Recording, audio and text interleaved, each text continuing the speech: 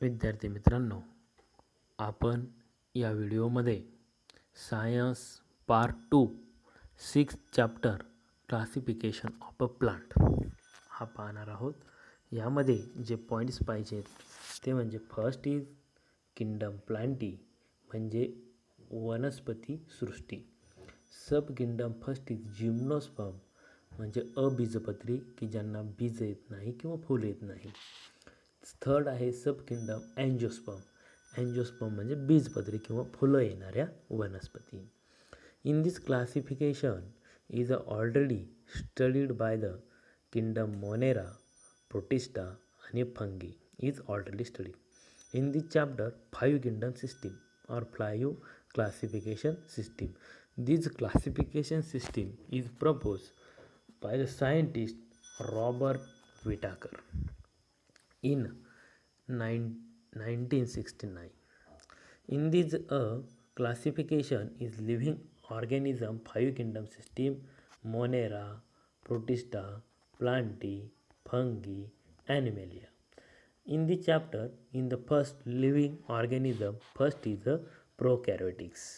प्रोकॅरियोटिक म्हणजे अधिकेंद्रकी की ज्यांना केंद्रक स्पष्ट नाही आहे अशा.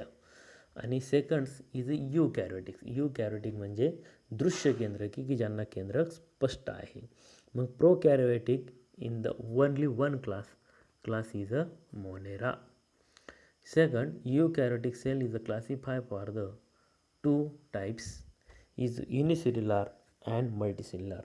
Unicellular means one cell. Second is multicellular means more than one, means 2, 3, so etc.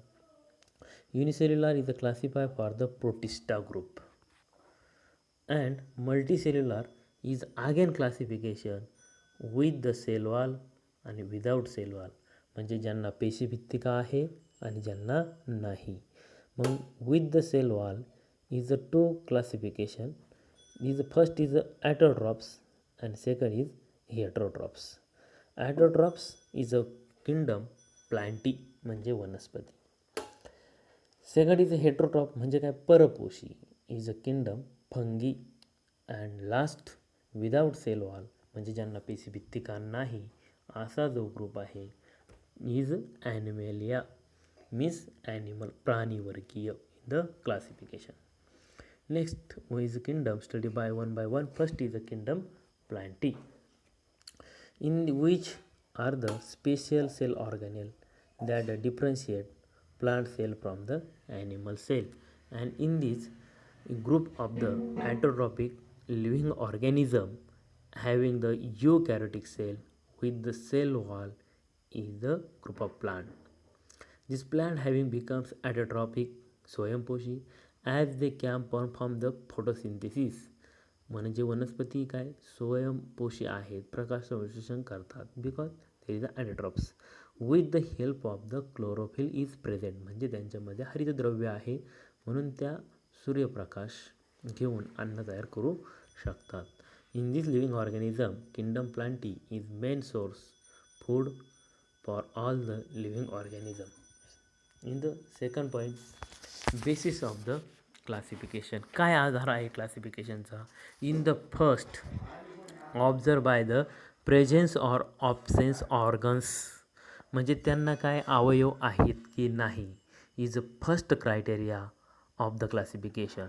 Means organs means root, leaves, flower is organs is present or absence, first criteria. Second, presence of absence separate conducting tissue for a conduction of the water and food म्हणजे अन्न आणि रस, पाणी आणि रस वाहण्यासाठी त्या पेशी वेगळ्या आहेत की एक आहेत. Next consideration of the classification is the due to plant bear the seeds are they are not म्हणजे काय की त्यांना बिया येतात की नाही येत is a conducting in the classification. Is a finally plant is a group depending upon the number of the cotyledon seeds म्हणजे कॉटिलिडॉन एकदल द्विदल म्हणजे मोनोकॉट डायकॉट म्हणजे is a final criteria of the classification is a cotyledon एकदल किंवा द्विदल. This classification next is the higher level of the classification.